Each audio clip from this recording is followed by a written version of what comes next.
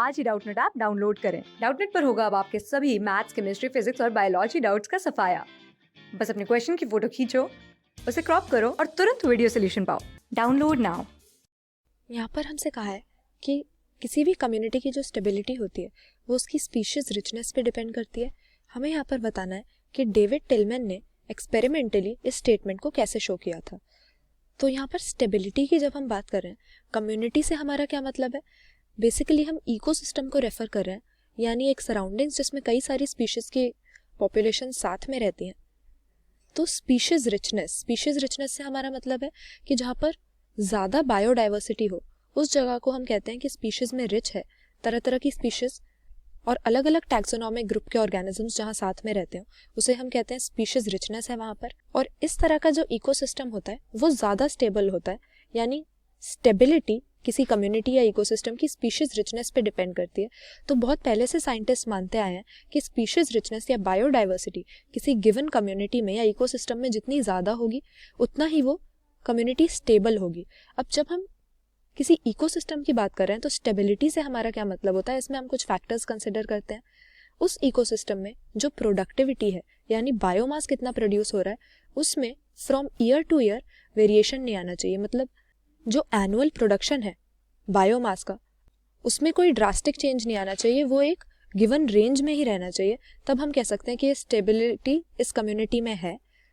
तो variation in productivity from year two year नहीं होना चाहिए या कम होना चाहिए एक स्टेबल कम्युनिटी में।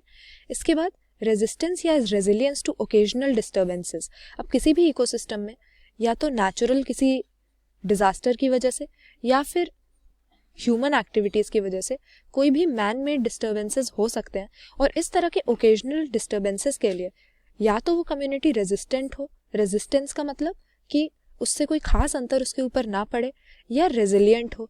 रेजिलियंस से हम समझते हैं कि चाहे उस टाइम पर वो एडवर्सली अफेक्टेड हो जाए लेकिन फिर दोबारा जो उसकी स्पीशीज रिचनेस है या नॉर्मल बायोलॉजिकल और जियोलॉजिकल एक्टिविटीज़ जो वहाँ पर चल रही हैं उनको जल्दी से रिज्यूम कर सके, बाउंस बैक कर सके किसी डिस्टर्बेंस से, तो हम कहते हैं कि रेजिलियंट है। फिर किसी इन्वेजन से भी वो रेजिस्टेंट होनी चाहिए। मतलब इन्वेजन से हमारा क्या मतलब है कि कोई एलियन स्पीशीज जो उस कम्युनिटी में बिलोंग नहीं करती अगर अचानक वहाँ पर एंटर कर जाए तो इसका बैलेंस जल्दी से ना बिगड़े, इस तरह के इन्वेजन को वो रेजिस्ट कर सके या हैंडल कर सके। तो ये सारे कैरेक्टरिस्टिक्स होते हैं किसी भी कम्युनिटी के स्टेबल होने के। और स्पीशीज रिचनेस से ये स्टेबिलिटी बढ़ती है। ऐसा हमें डेविड टिलमैन ने क्या एक्सपेरिमेंट्स करके दिखाया था? उन्होंने लैंड के प्लॉट्स लिए और इन प्लॉट्स में अलग अलग तरह की बायोडाइवर्सिटी प्रेजेंट थी, और उन्होंने ऑब्जर्व किया कि जहाँ पर ज़्यादा स्पीशीज रिचनेस थी, यानी ज़्यादा नंबर ऑफ स्पीशीज वहाँ पर रह रहे थे, इस तरह के जो प्लॉट्स थे वहाँ पर बायोमास प्रोडक्शन काफ़ी स्टेबल था। मतलब ईयर टू ईयर उसमें ज़्यादा फर्क नहीं आता था, जबकि कम स्पीशीज रिचनेस वाले प्लॉट्स में ये बहुत वेरी करता था। तो इस तरह एक्सपेरिमेंटली उन्होंने शो किया कि स्पीशीज रिचनेस किसी भी कम्युनिटी की स्टेबिलिटी को बढ़ाती है, और जितनी बायोडाइवर्सिटी होगी उतना ही इकोसिस्टम हेल्दी होगा और स्टेबल होगा। क्लास 6 से 12 से लेके नीट, IIT, JEE मेंस और एडवांस के लेवल तक 10 मिलियन से ज्यादा स्टूडेंट्स का भरोसा। आज ही डाउनलोड करें डाउटनेट ऐप या व्हाट्सएप कीजिए अपने डाउट्स 8400 400 400 पर।